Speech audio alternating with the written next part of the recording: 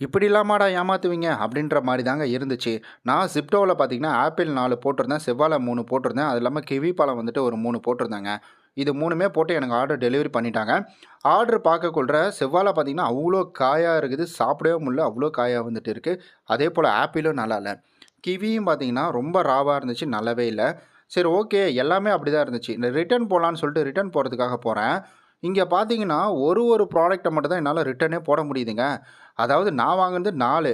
ஆனா, இவங்க ரிட்டர்ன் எவ்வளோ தெரியுமா குடுக்குறாங்க? ஒரே ஒரு இது மட்டும் தான் நமக்கு குடுக்குறாங்க. அதாவது 1 பழம், 1 கொய்யாக்கா, 2 கொய்யாக்கா இந்த மாரி வரும் இல்லைங்களா? அந்த மாரி தான் வந்துட்டு குடுக்குறாங்க. செம்ம கடுப்பாயிடுச்சு. ஸோ, இதுக்கப்புறம் பார்த்தீங்கன்னா, ஆன்லைன் மூலியமா ஆர்டரே போடக்கூடாதுன்னு வந்துட்டு முடிவு பண்ணிட்டேன். அத வேற ஃபோட்டோ எடுத்து அனுப்பு, அத எடுத்து அனுப்புன்னு இதில வேற தொல்ல பண்ணிட்டே இருந்தானுங்க. அதையும் ஃபோட்டோ எடுத்து அனுப்புனேன். இதுக்கு பிபியே பரவால்ல. நம்ம ரிட்டர்ன் போட்டாலும் அந்த பொருள வந்து வீட்ல வந்தாவது வாங்கிட்டு போயிடுவாங்க. நமக்கு எல்லா காசையும் குடுத்துருவாங்க. அதுவே வந்துட்டு பரவால்லன்னு தான் தோணுது. ஆன்லைன்லயே வேணாம் இதுக்கப்புறம்லாம் நேர்ல போய் வாங்கிக்கலாம்.